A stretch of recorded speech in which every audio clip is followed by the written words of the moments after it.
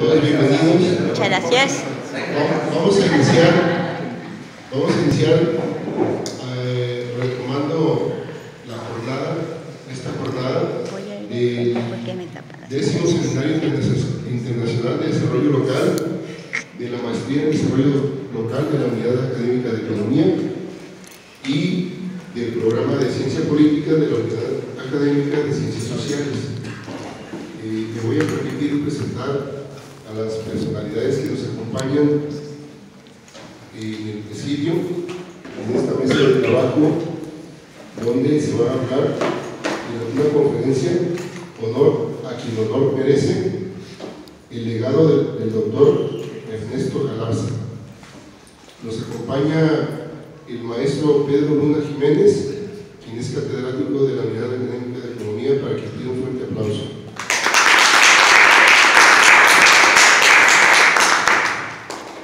También nos acompaña la maestra Blanca Salazar Gómez, quien es catedrática del Programa Académico de Ciencia Política.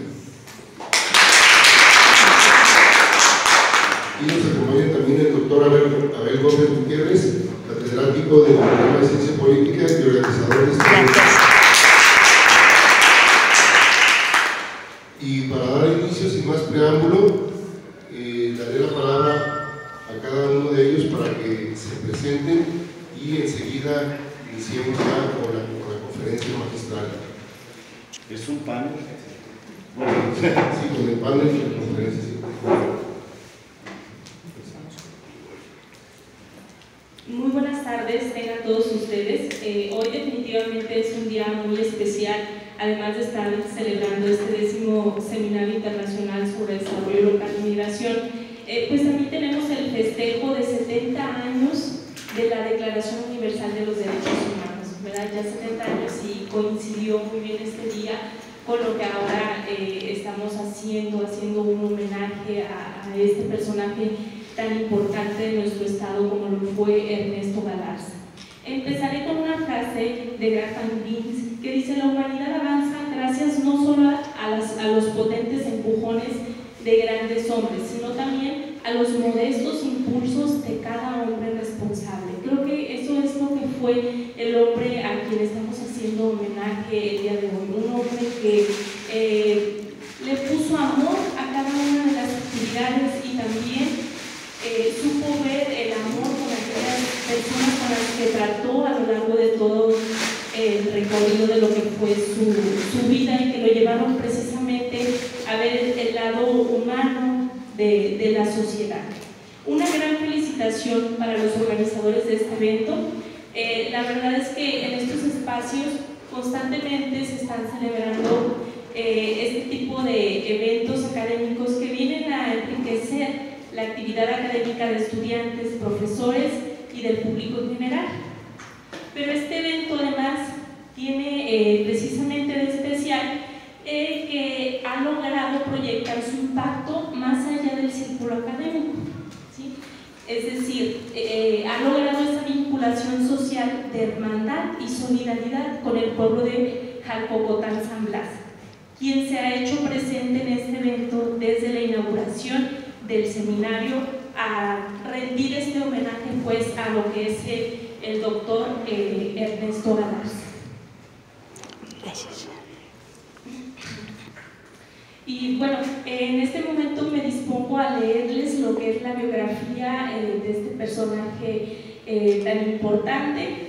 No es desconocida por ustedes, dado que cada uno ya cuenta con la biografía impresa que nos hicieron llegar desde la inscripción del seminario. Aún así, le vamos a dar lectura.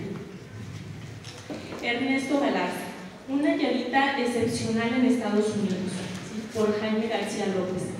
Poco se conoce del señor Ernesto Galarza en Nayarit. En contraste, su legado como académico, escritor, poeta y activista social en California, Estados Unidos, es motivo de análisis por estudiosos de las ciencias sociales y gobiernos locales.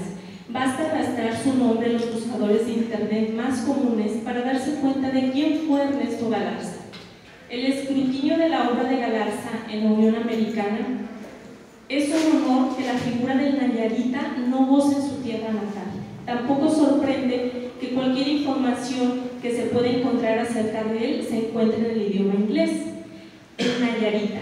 Ernesto Galarza nació en Jalcocotán, Nayarit, un agosto 15 de 1905. Es el primer nayarita que ha documentado de su puño y letra la travesía desde su pueblo Jalcocotán hasta la ciudad de San José, California.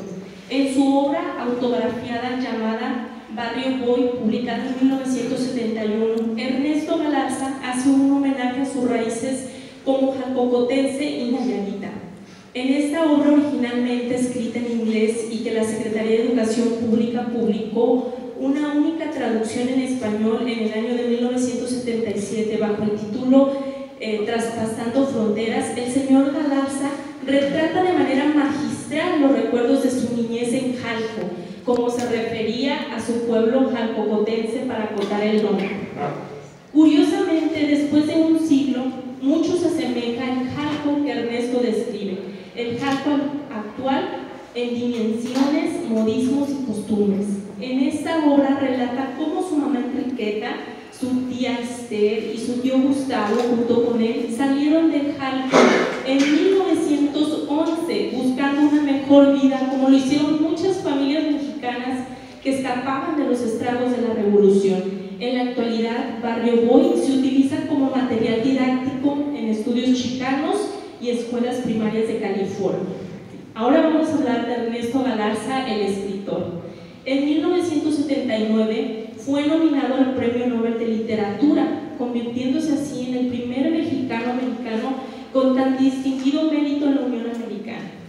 En su haber se encuentran más de una decena de libros, de los que destacan Desconocidos en nuestros campos, Comerciantes de los trabajadores, Arañas en la casa, Trabajadores en los campos, Muchacho de barrio, Trabajadores de la agroindustria en California, entre otros, siendo el Barrio Boy su bestseller. Efectivamente no ganó el premio Nobel, que es reservado para los mejores escritores del mundo, pero solo el hecho de estar nominado lo coloca en un nivel que ningún otro nayarita ha logrado hasta ahora. La mayor parte de sus obras se encuentran en los archivos del Departamento de Colecciones Especiales de la Universidad de Stanford. Ahora, el poeta. En 1982 publicó un libro de poemas donde dejó plasmada su sensibilidad artística. En los años 70, Ernesto Galarza editó una colección de una decena de libros en inglés y español llamada Mini Libros, que conformaron parte de un gran programa educativo para niños bilingües a nivel primaria, en los que también incluyó poemas infantiles. El activista social. Apenas con 8 años, el pequeño Ernesto ya podía hablar el idioma inglés y fue reclutado en el que sería el primer sindicato de trabajadores del campo, que exigían mejores condiciones en el área laboral y sobre el agua contaminada que consumían, por lo que habían causado la muerte de un bebé y había enfermado a muchos. Este evento representaría el principio de su dedicación a la justicia social. En su juventud, el señor Galarza trabajó en los campos de Sacramento, California, y dedicó su vida a la lucha por los derechos de los trabajadores del campo y los latinos de su clase obrera en zonas urbanas. Durante los años 50, el señor Galarza fue pionero del primer sindicato multirracial de los trabajadores del campo. Su legado en la rama de derechos civiles estuvo también en la fundación de la Mexican American Legal Defense y el National Council de la Raza, dos organizaciones latinas en Estados Unidos de gran influencia política y social hasta el día de hoy. Ernesto Galarza, el académico. Él recibió su licenciatura y su maestría en Historia y Ciencias Políticas en la Universidad de Stanford y posteriormente recibió una beca de investigación en la Universidad de Columbia. En los años 70 fue profesor en la Universidad del Notre Dame, en la Universidad de San José, California, y posteriormente en las universidades de Santa Cruz y San Diego, precisamente cuando contribuyó en la edición de la colección serie de minilibros utilizados en la educación básica de los niños bilingües.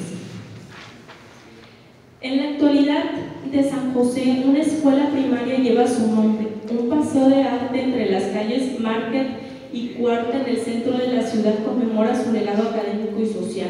Un centro de investigación de la Universidad Universal, salas de estudio y bibliotecas de diferentes universidades en California también llevan su nombre. En Nayarit, la historia no le hace justicia.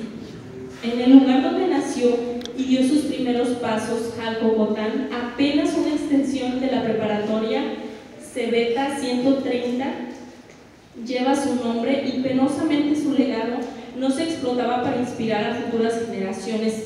En Tepic, una escuela primaria de tiempo completo ubicada en la colonia Loma Hermosa lleva su nombre. Ernesto Galarza, hombre de gran estatura moral, no solo caminó los caminos de miles de nayaritas después de él, sino que también ejemplificó con su vida de cómo un migrante se reinventa y evoluciona sin olvidar su origen y de qué manera estamos hechos los buenos nayaritas y mexicanos. Seguramente él no buscaba postergarse en el tiempo, pero hoy en día, ¿cuánta falta hace conocer historias como las de él? Ernesto Galarza es sin duda un personaje clave en la historia de los migrantes en Estados Unidos. Murió en junio 22 de 1984 en San José, California. En su pueblo, Jalcocotán, se han hecho merecidos homenajes en su fecha de nacimiento, el 15 de agosto, y en su fecha de fallecimiento. El pasado 20 de enero del año 2017, durante los festejos académicos del centenario del estado de Nayarit, Seminario de Historia y Sociedad de Nayarit, organizado por la Universidad Autónoma de Nayarit, participaron el doctor Ricardo Becerra, el doctor Abel Gómez, como conferencistas del seminario con el tema de la migración en el estado de Nayarit. En ese evento en particular se hizo el compromiso de organizar un centro de estudios migratorios con una cátedra en honor a Ernesto Galarza. De antemano sabemos que el Congreso del Estado de Nayarit propuso un Instituto de Asuntos Migratorios del Estado de Nayarit con el nombre del doctor Ernesto Galarza, lo cual celebramos y aplaudimos. Los colegas de las universidades de Guadalajara y de la Autónoma de Sinaloa están de acuerdo en que fundemos la cátedra interinstitucional Ernesto Galarza en colaboración con la Universidad Estatal de San José, California.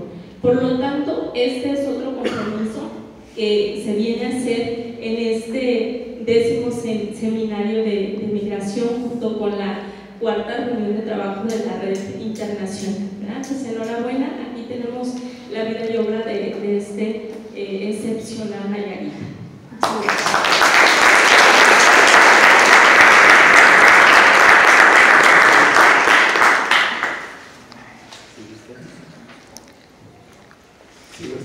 En el programa sigue usted. ¿Podría presentarse, maestro Pedro, 1 o 2? Porque hay personas aquí de fuera que no le identifican, no le conocen, para que vean a quién tenemos aquí hoy. Pues no se pierden de gran cosa. Mi nombre es Pedro Luna Jiménez,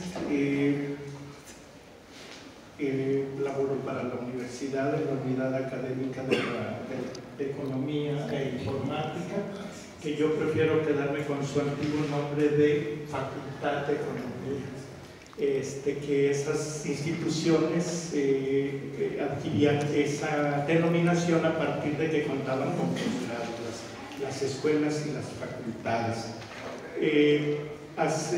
Como ya me ando jubilando para beneplácito de mis alumnos, que les tocan las clases a las 7 de la mañana y andan renegando, pero en serio. ¿Es su alumno Daniel?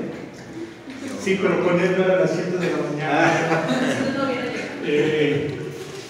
Y entonces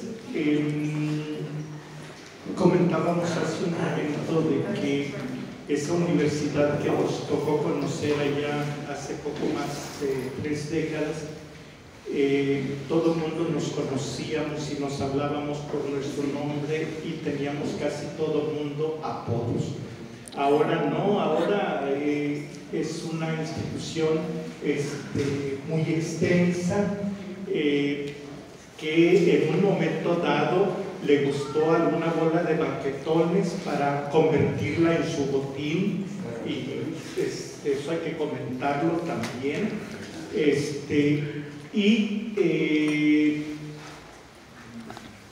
Soy un poquito eso. Pero otra parte mía es que, aparte de estar aquí escribiendo notas y preparando conferencias y todo eso, disfruto mucho las puestas de sol, me gusta mucho estar en la playa, me gusta mucho el pescado zarandeado, me gusta ir a la laguna de Santa María del Oro nada más por ese ceviche que hacen. Entonces, ese soy también, más bien eso, disfruto mucho con los amigos, mis amigos, hasta formamos un grupo de cuates que nos llamamos La Cofradía y desde hace como 18 años nos reunimos ahí a tomar café y vino tinto. Y la gente que nos tiene envidia nos titula, nos apoda los intelectuales de café y vino tinto. Pero esa cofradía ha hecho muchos aportes a la dinámica del conocimiento cultural e histórico del estado de Margarita. Pero bueno, finalmente estoy aquí frente a ustedes porque tengo cercana relación de amistad con Abel, si no, no estuviéramos aquí de verdad.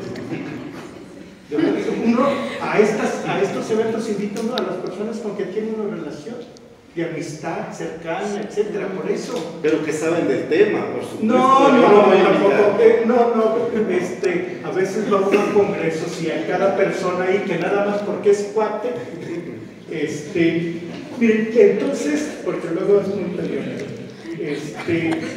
Bueno, yo soy Pedro Luna Jiménez y me da mucho gusto. ¿Qué le faltó? Me da mucho gusto estar con ustedes. Ya le vamos a tomar el tiempo ahora sí. Con Daniel, con Alba, con Abel, con Blanca. Saludar a mis antiguos amigos también por aquí, Aurelio y Sara. Fíjense que quiero abordar un apartadito que tiene que ver con Ernesto Galarza y que tiene que ver con el origen del personaje.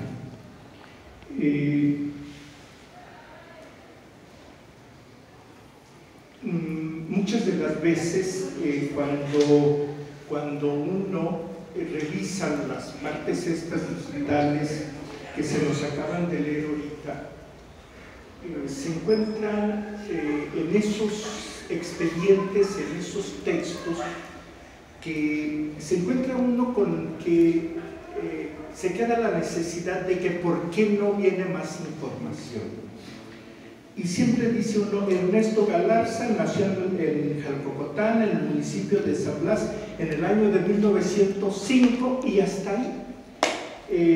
A veces ya poco a poco se encuentran una u otra anotación que dice el 15 de agosto de 1905 y con ayuda de algunas personas conocidas mías, de algunas personas con quien tengo cercana amistad, relación, hemos podido profundizar en este origen de Galarza en Jalco y Tepic.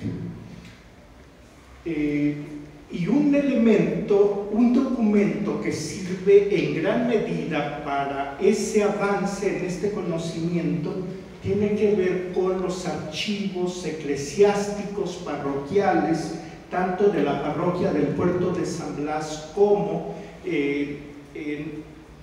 o los archivos también del registro civil del puerto de San Blas, o para otros casos, gracias a la ayuda de Alba Saraí, que está por aquí en esta primera fila, que ha adquirido una gran destreza para acceder a los archivos digitales de los departamentos de migración en Estados Unidos, sobre todo de Nueva York y del puerto de San Francisco, California, ha juntado una importante cantidad de información de la cual hago uso para este documento.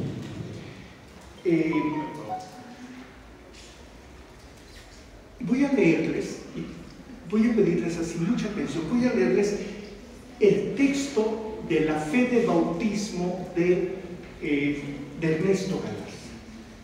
el texto de la fe de bautismo, y esos textos de fe de bautismo, si ponemos una atención así suficiente, nos damos cuenta de la gran riqueza de información que contiene. En la iglesia parroquial de San Blas, a las 12 del día 6 de octubre de 1905, yo, el presbítero Ponciano Arellano, cura encargado de esta parroquia, bauticé solemnemente, poniendo el santo óleo y sagrado crisma, a un niño que nació en Jalcocotán el 15 de agosto pasado a las 9 de la noche, y le puse por nombre Ernesto. Es hijo natural de Ernest Cradolfer y Enriqueta Galarza.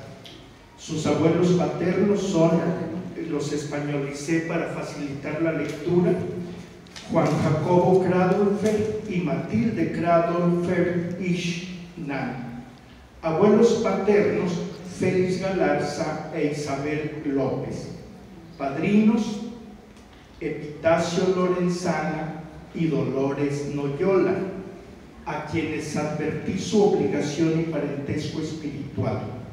Para constancia firmé, Ponciano S. Arellano.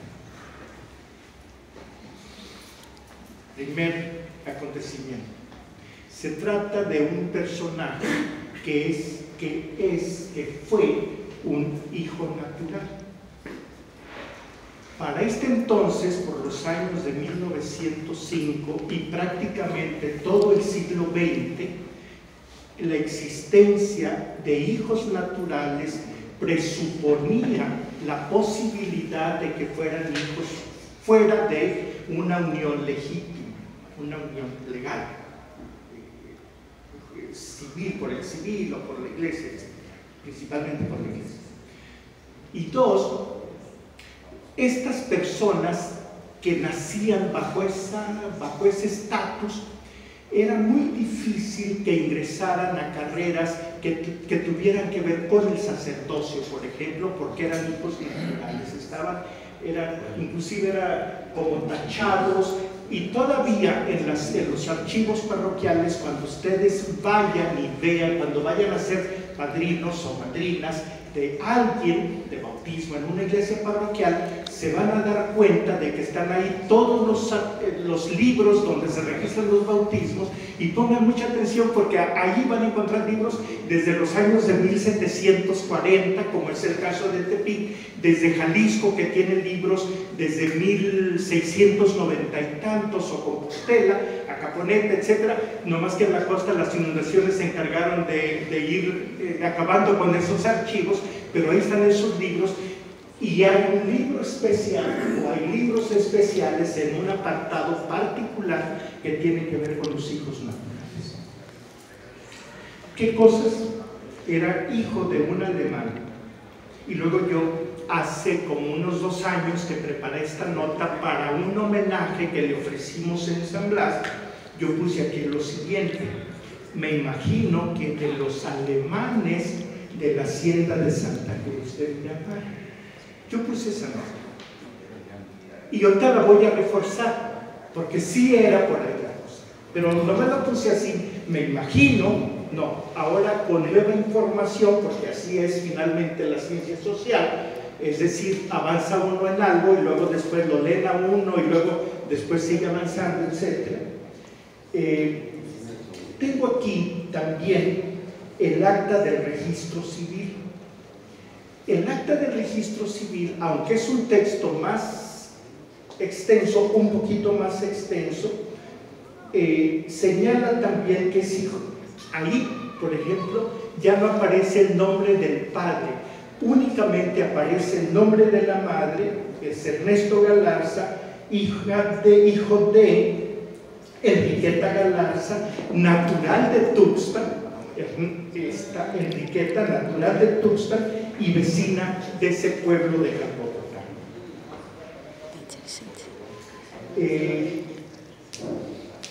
Y entonces en el registro civil solo aparece este nombre de ella y el de Ernesto. No hay testigos, etc. Por ejemplo, cuando leímos ahorita el acta de la fe de bautismo, llama mucho la atención porque Epitacio Lorenzana, quien va a ser el padrino de bautismo, era un residente de San Blas, y cuando vayan a pasearse por el puerto de San Blas, enfrente de la vieja aduana, ahí está el Hotel Hacienda Flamingos. Bueno, en ese hotel, que tiene también en la parte de la fachada, en el centro, la fecha de 1882, iba a ser la estación ferroviaria del Ferrocarril Central Mexicano, que se iba a encargar de vincular a Tampico, Tamaulipas con San Blas. Y ahí iba a ser la central. Después algo pasó que pasa a la firma de Delius, y después algo pasó que de la firma de Delius y compañía pasó a estos descendientes de la familia Lorenzana. Y si se meten a los pasillos de ese hotel, a los pasillos, que es muy elegantito, etc., se van a encontrar que está lleno de fotografías en blanco y negro de la antigua familia que ahí vivió, que eran los Lorenzana.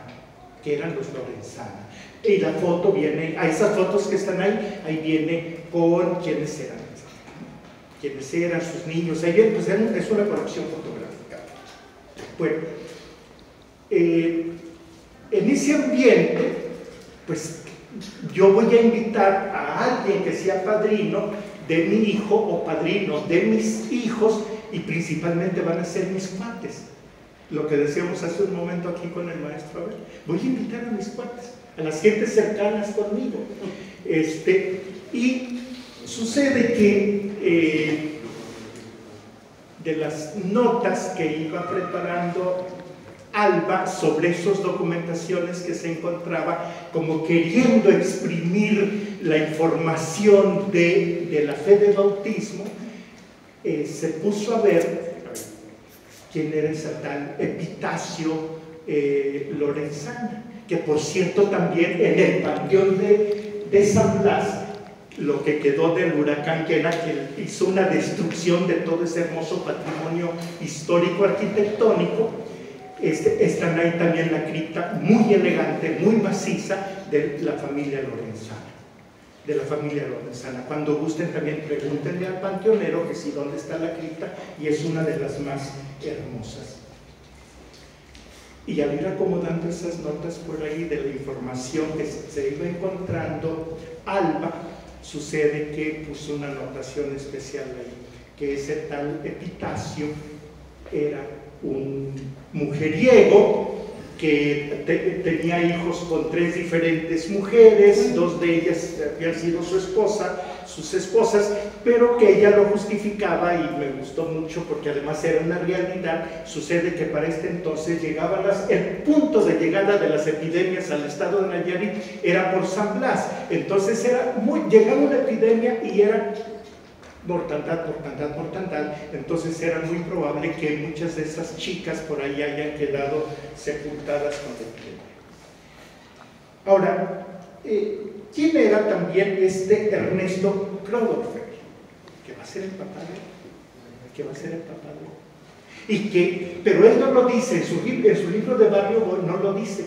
Dice, era un trabajador, o capataz, etc., pero que en un momento dado no dice los nombres. Dice que por unas cuestiones que tenían que ver con principios religiosos, no se hallaron como para agarrar un camino común, y por ahí se dijeron más o menos términos. ¿Quién? Por cuestiones de principios religiosos, exactamente. ¿Quién era Clodovfer? Ernesto Clodovfer. La fuente de información tiene que ver con las oficinas de inmigración en Estados Unidos del puerto de Nueva York. Y él llega ahí por el 7 de noviembre de 1895, cuenta con 22 años de edad, es decir, al llegar, pues suelta ahí sus generales. ¿Y cuáles son sus generales? Los que están arriba de los coroneles, es decir, ¿cómo te llamas? ¿De dónde vienes? ¿Quiénes son tus papás? ¿Qué estudiaste? Etcétera. Todo eso ahí se vació y entonces ahí, gracias a eso, se cuenta con una ficha casi biográfica, una tarjetita de los datos generales del personal. Cuenta con 22 años de edad, llega en el barco que se llamaba Esprit, que es como algo así del paseo, ¿verdad? Un barco que se llama el Gran Paseo o algo así. Y él es originario de Bremen. Es originario de Bremen. Bueno, llega ahí a Estados Unidos. ¿Cuánto tiempo estuvo por ahí? Hay que precisar por ahí algunas cosas. Pero para el año de 1901 se está registrando en San Francisco, California. Al ver a lo mejor la más información de esa tarjeta, se presupone que es para partir al puerto de San Blas.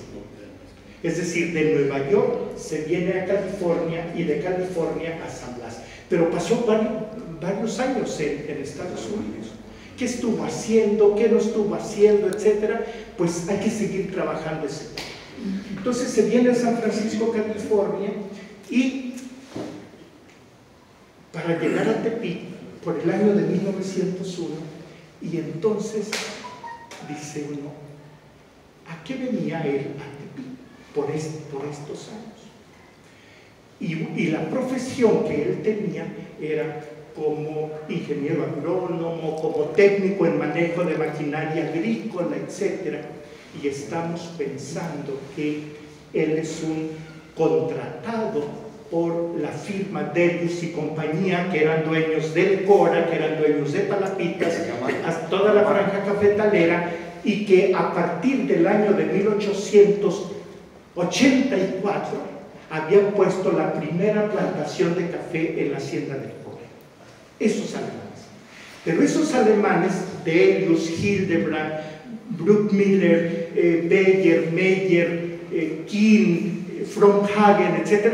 Todos estos alemanes, los Benken, que cuando vayan a Santiago, por favor vean en el primer cuadro de la ciudad de Santiago, en la plaza principal, donde hay un reloj de sol, ahí está la casa de don Enrique Benken, también originario de Bremen. Ahí está la casa de Enrique Benken, que fue dueño de las haciendas de Santa Cruz, San Andrés, Teacapan, toda esta franja que ahora es nuestra proveedora, y ya casi se le parte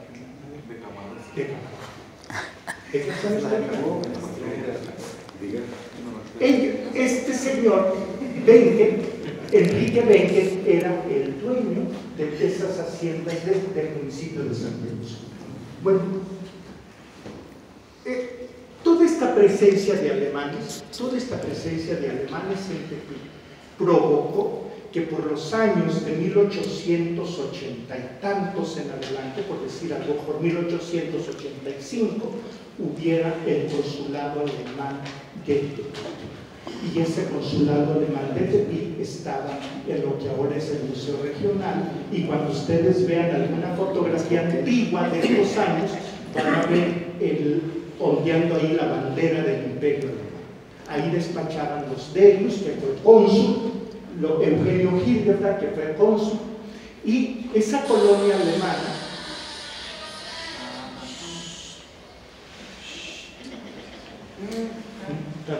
toda la mañana y puedo preparando mi notas.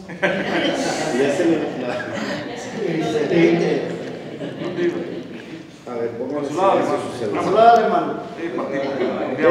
Cónsul alemán. Los cónsules. La bandera y el cónsul. Y bueno, jugaban ellos muy bien en sus inversiones. Por ejemplo, cuando se habla de la historia de la cafeticultura, atrás de ese experimento agrícola, etc., están los alemanes. Cuando se hable de cuestiones de la minería, ellos están impulsando la minería. cuando se hable de haciendas ganaderas en la costa, etc., es estos alemanes quienes están haciendo acto de presencia en la vida económica regional y que sirven también de contrapeso hasta cierto punto a aquellas antiguas empresas como Baron Forbes y compañía y como Domingo Gregorio Agrícola. Entonces está toda esta dinámica de alemanes que están que llevan a cabo una nueva agricultura, que están haciendo ampliación de frontera agrícola y sobre todo que están instalando también maquinaria. A mí, por favor, también cuando vayan ahí a un café que está por Avenida Allende y León, se van a dar cuenta que hay unas fotografías ahí donde aparece la antigua maquinaria de la Hacienda de Beneficio de la Hacienda de Beneficiar Café. Entonces, se tiene la idea de que este señor Kradolfer estuviera en Tepic como técnico en manejo de este tipo de maquinaria para el beneficio de café. Epitacio es este ambiente pues que da cobijo a Kradolfer, y entre Tecutata, entre el Cora, entre Jalco, etcétera, pues allí hay esa gran comunicación y fue por donde se conocieron con doña Enriqueta Galarza, Epitacio Lorenzana, aparte de que de lo que por ahí se decía, de que era un gran mujeriego, etc. Él era también encargado de una panadería que había en el puerto por el año de 1890. Era comerciante, era gente de la élite económica local, y con los cuales Ernesto Kradolfer tenía cercana relación. El origen de este personaje, porque después todo lo que va a ser el libro de Barrio Boy, y es una cosa admirable del sentimiento de cercanía, de efectividad que él va a ir haciendo con la mamá y con los tíos, que son los hermanos de la mamá, pero profunda, y que cuando uno está leyendo ese libro y lo termina de leer, yo por ejemplo lo comento, cuando terminé de leer ese libro de Barrio Boy, que se hizo por 1970 y tantos en inglés, pero que curiosamente quien estuvo al tanto de que se llevara a cabo la edición en español por la Secretaría de Educación Pública y el Colegio de México fue Jorge Bustamante, un investigador del Colegio de México, pionero, de cierto modo, pionero en estas cuestiones de los estudios sobre migración, que publicó un libro muy interesante que se llama Los Espaldas Mojadas, etc. Y en esos ires y venires entre la frontera norte y el sur de California, se topa con este escrito y lo presenta a México, a la Secretaría de Educación Pública, para que se llevara a cabo esa publicación. Y para nosotros de habla española, yo lo disfruté mucho. Y esa forma de redactar de él, esa forma de escribir de Ernesto, llega un momento en que es contagioso. Y yo comento que terminé de leer ese libro un viernes o sábado, como a las 2 o 3 de la mañana, como a las 8, estaba leyendo ya los últimos 2 o 3 apartados, a las 8 de la noche estaba leyendo, y tomándome un poco de tequila y un poco de tequila. Cuando lo acabo de leer, la botella de tequila ya va como más de medio litro, pero a lo que voy es la gran sensación de nostalgia que me pasó cuando lo terminé de leer. Y creo que a todos nos pasa cuando nos incorporamos a la lectura de un libro y que el autor te va llevando hacia esa parte tan profunda del ser humano, que tiene que ver con los valores, que tiene que ver con el afecto, con el cariño, con todo ese tipo de cosas, ¿no? Más adelante voy a dar lectura a algunos de los párrafos que me gustan mucho de Ernesto Galarza en su libro de Barrio Bon. Y de una vez quiero señalar que si se está hablando de la posibilidad de que se eche a andar la cátedra interinstitucional sobre Ernesto Galarza, que a quien te pille, hay que decirlo, quien tiene mucha experiencia en esos quehaceres, es la maestra Lourdes Consuelo Pacheco. ¿Sabe qué? Que esa cátedra sea la posibilidad para seguir reflexionando sobre temas migratorios y seguir reflexionando sobre la obra del personaje. Es decir, que pueda cumplir esas dos vertientes. Y que una revisión que se pensara en esta obra de Traspasando Fronteras sería ideal. ¿Por qué? Porque los primeros capítulos, y yo dijera casi como un cuarto de la obra o como un tercio de la obra, está dedicada a la vida en Jalco, a la estancia en Tepic, a la estancia en Acaponeta y a la estancia en Mazatlán. Y en ese mundo de recuerdos de él, porque también esa es la cosa, son los recuerdos de él. En ese mundo de recuerdos de él, este señor nos va llevando a conocer las entrañas históricas y culturales de Jalco, pero las entrañas, así, no nada más la vida laboral, la vida de intercambio de Jalco con Tepic, con San Blas, los arrieros, no, se mete a la parte profunda de la cultura. Es más, uno no entiende a Jalco si la relación que la localidad, que la población tiene para con la montaña. Uno no lo entiende. Pero esa relación es identidad, es referencia, es percepción del mundo también. ¿Y cómo llevar eso a la literatura cuando te dice,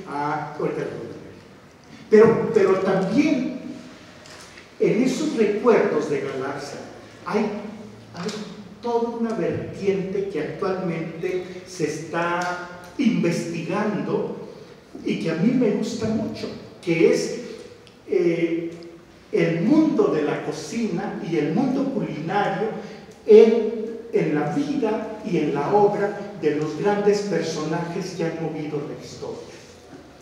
Si ustedes, por la cara así que ponen de sus ojitos de semáforo descompuesto, ya leyeron la obra, se dan cuenta de cómo Ernesto Galarza, cuando se mete a ese mundo de la gastronomía, te lleva a una gran riqueza, desde cómo se hacía la tatema de plátanos, cómo se hacía el pinole, cómo se hacía el atole blanco y cómo era la tradición de consumir el atole blanco, que a ustedes ya no les tocó porque no sabes. Sí, ya no les tocó. Ay, pues ¿qué crees que son?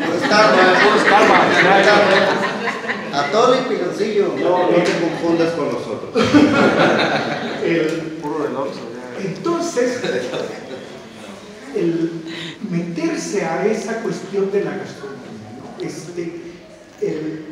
Y lo mismo para Tepic, ir al mercado, qué se vendía en el mercado, esa proveeduría tan importante que había en Tepic de los vendedores de la calle y con qué tonos de canto, de venta, se hacían actos de presencia en el zaguán de la vecindad, etc. Sí. Entonces, y luego ya en Acaponeta. Y en Acaponeta, lo primero que dice Ernesto es: si a Tepic llegaban las noticias de la revolución, y si nosotros salimos de Jalco por la inestabilidad que estaba provocando los inicios de la revolución, y se vienen a Tepic, dice, en Acaponeta, ahí sí estaba viva la revolución. Acaponeta, estamos por 1911, finales del 11 y principios del 12, Acaponeta es la primera central ferroviaria en el territorio de Tepic del Sur-Pacífico que venía del norte para acá. Entonces, el ferrocarril era lugar de encuentro, pero también no únicamente lugar de encuentro de las familias de ahí de Acaponeta, sino también lugar de encuentro de diferentes facciones de ejércitos revolucionarios. Exacto.